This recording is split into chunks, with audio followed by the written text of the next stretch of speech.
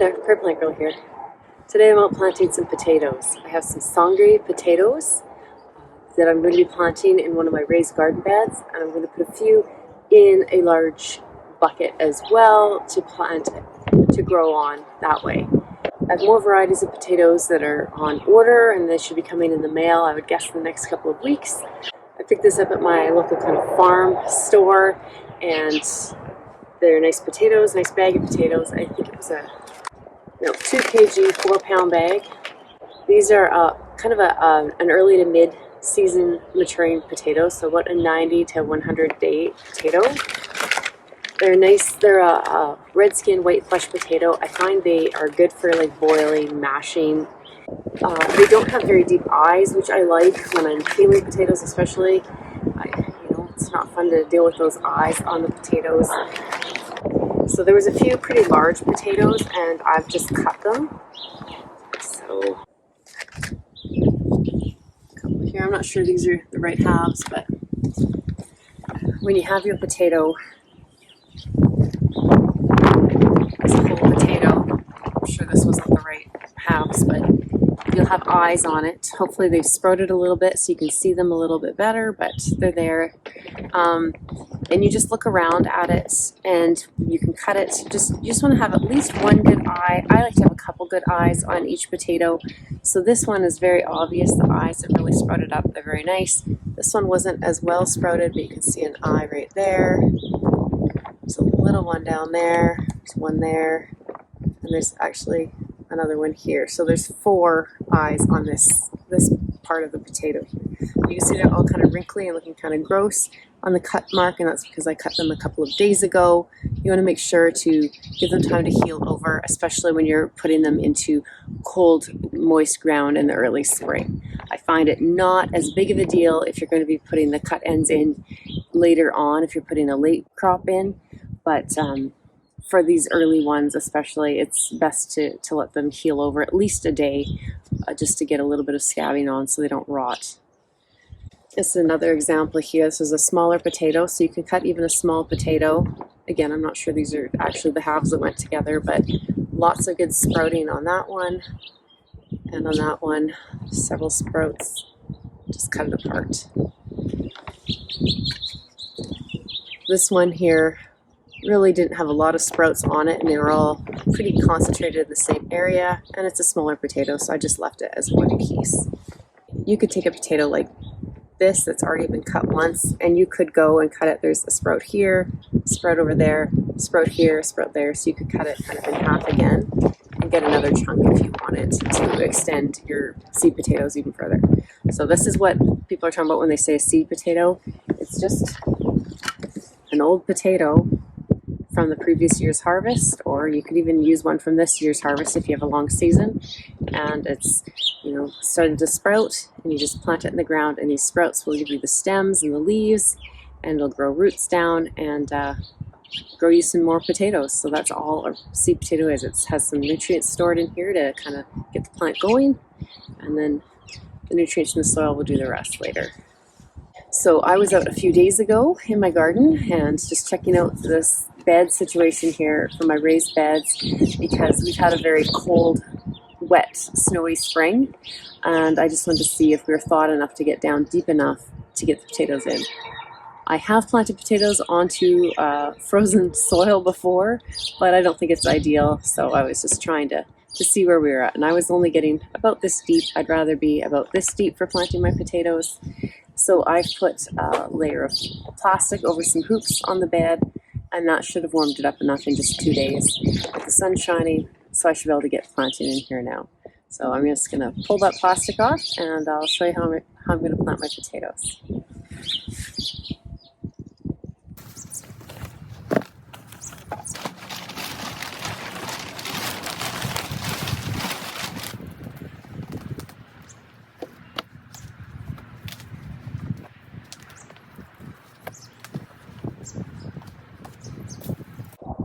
Okay, so there's lots of ways that you can plant your potatoes, but there's a few key things. Like I said, you want to just make sure that the ground is thawed enough that you can get into it in this early spring. And this bed actually had a lot of my my decorative pots and things from the season before. For some reason I'd piled them on this bed last fall, so that was just insulating it, and that's why I needed to give it a little extra to thaw it out. And the ground is still cold down here, but it's not frozen anymore, and I can go down pretty good ways now, probably about 8 inches, 20 centimeters or so. So that's fine. I should be able to work with that. Now my bed was heavily amended with compost, and it's had grass clippings on it, and it's quite healthy, nutritious soil. So I'm not going to worry about doing too much for amendments this year. Some years, if I feel that the soil's been pretty used up, I will come in with some steer manure and put some bags of steer manure on just to help soak some extra nutrients down into the ground. I will put a little bit of bone meal on, and that gives you a lot of good root development, and that's basically what you're looking for with potatoes. And I just space my potatoes basically about a foot apart in either direction, and I usually try and get them pretty close to the edge of my bed, and I'll stagger them. The next row, if I have a hole here, the next row's hole would be here, just to stagger them out a little bit. So that's all there is to it. You want to make sure that your soil hasn't been treated with anything like lime and isn't too alkaline. That will create more scabbing in your potatoes. You want a nice, good, kind of middle of the road pH for your potatoes, but you also don't want to be planting somewhere where you've had potatoes with lots of issues in the past if you've had scab and that. But I'm just going to go. I've dug myself a little hole here, and I just have my bucket of bone meal. Again, you don't have to do this if you don't have any. If you have good nutritious soil or some other amendment you like to use, so that's fine. But it is good to have a good healthy soil. Even good healthy, like good clay soil has a lot of nutrition in it. So if you have a heavy clay, you might not need anything in it. It's been well managed. So I'm just going to take my potato and drop it in there. I'm not worried about making sure it's one end up or the other end up. It'll figure it out. Just cover it over.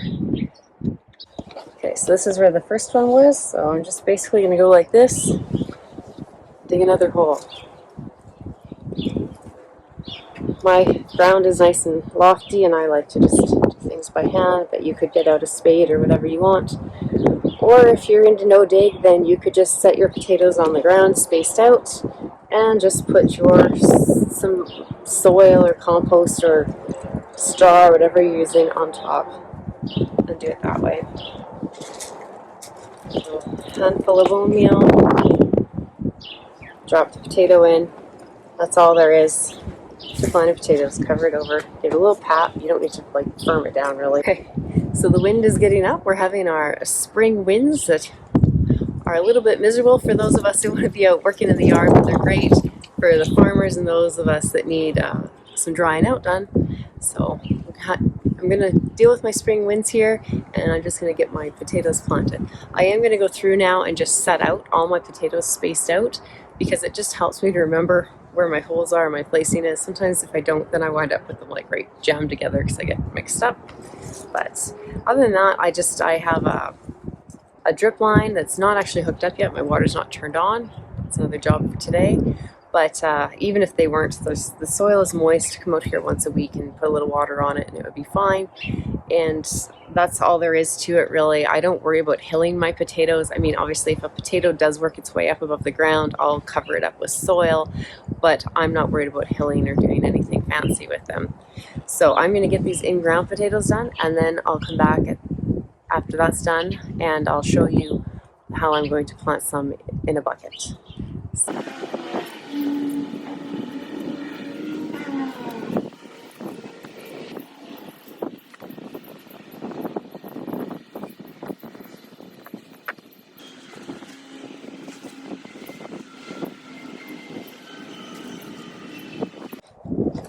And now let's get a bucket of potatoes planted. So this is a very large bucket.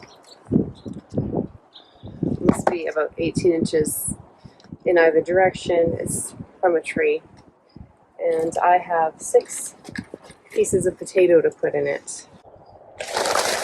I'm just going to take a bag of this compost that I have here. Now, this is just homemade compost, and I dug this out of my bin at the end of the season last year. It wasn't quite finished, but that's fine. So it's a real rough compost. I didn't sieve it or anything.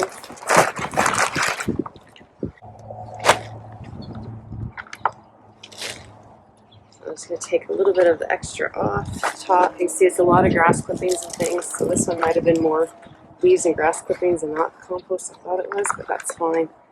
Potatoes will grow quite well in a lot of these things. So yeah, this looks like it wasn't actually composted. I did have a few bags that were just garden debris that I put in bags over the winter to see if they break down. And it looks like that's what I grabbed, but that's okay. So about halfway up the bin, and you don't need it even that high. That's just, in fact, I'm going to take a bit off. Hey, Buster. Can you smell the bone meal? Smell the bone meal.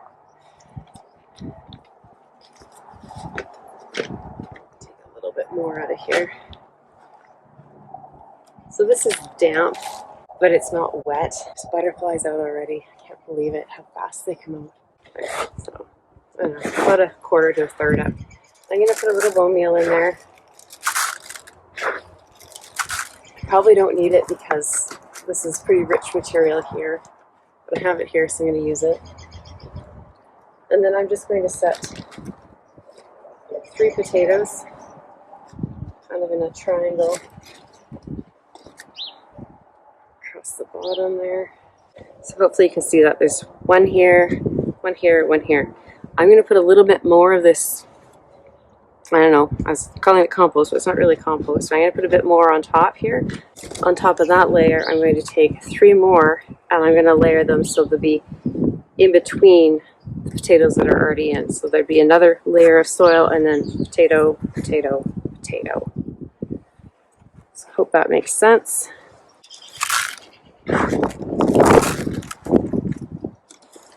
Alright, so I had potato here, potato here, potato here on the last layer, so we'll go in between.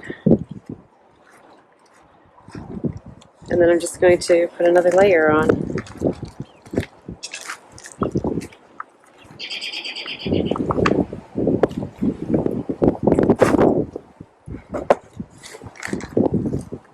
Alright, so like I said, potatoes are easy to plant. This bucket of potatoes is filled up with nothing I would even remotely call soil or compost at this point. It's just kind of old yard debris from last year by the looks of things, leaves, grass clippings, bits of plants that came out of my garden, and I just threw them in a bag because I didn't want to throw them in the garbage, and so this is just what I did with them to get them out of my way. So that'll be fine. This, because of the material that's in here, may sink down more. I mean, it's just freshly filled. It's pretty loosely packed in here, and it may start to sink down, and I may need to top it up just because if it starts to settle down around the potato plants, they might not have room to form their tubers. But I should wind up with 2 layers of potatoes in here, so a lower layer that's going to develop and come up, and they'll eventually push their way up even though they're planted really deep, and then the next layer will come up. And I'll wait until all of the plants, all of the plants have died off before I go in and harvest and tip this bucket out to see what's happening. I will need to make sure that this is in a nice warm spot, but potatoes that are grown in buckets, sometimes if they're in too hot of an area, they get too hot around the edges. So it's good if you get nice, lots of sun on top, but somewhere where the actual bottom of the container, once they start to grow and it really gets hot out, if this can be in the shade and then the tops are in the sun, that really would be ideal. And then you need to remember to water them. That's always my downfall with potatoes in buckets. Every year I try harder and harder to stay on top of the potato buckets. As for this bed over here, like I said, I'll have it on automatic drip, and I just want to, make sure they're getting some water every week, whether it's from rain or from me watering it. That will be determined by Mother Nature, but I'm not looking to keep it soaking wet or overly watered. You know, there's tubers growing in the ground. You don't want to rot them, but you do want to make sure that it's getting enough nutrition, enough moisture that the plants can grow. If they're wilty in the morning, then they're probably needing water, and it's probably time to go in and give them a good thorough soaking water, and then you could leave it off for a few days. So it's just up to you, or maybe you just want to be consistent and give them a consistent amount of water every day, but make sure the ground isn't getting overly saturated if you're doing that. I will probably come in once the plants are up and growing and just top dress with just like grass clippings as they become available to me, and I'll just top dress around the plants. That just helps again to keep the roots cool. They are in the raised bed, the sun's shining in on them, and it helps to conserve that moisture that they need as well. So growing potatoes is a pretty easy process. Once the plants have flowered, then you probably have tubers underneath that you can harvest. So it's nice to just be able to dig down a little bit after they start flowering and just find a few, and it's called stealing potatoes, and you can just find a few and just pull them off and leave the rest of the plant growing. Or you can wait until the whole plant has finished its life cycle and started to yellow and die back, and then you can just pull the whole plant up and dig all the tubers out. So I have lots of videos on how to harvest your potatoes and how to store them, so I'll put some links down in the description below for you if you're interested in that. So thanks for watching. We'll see you next time.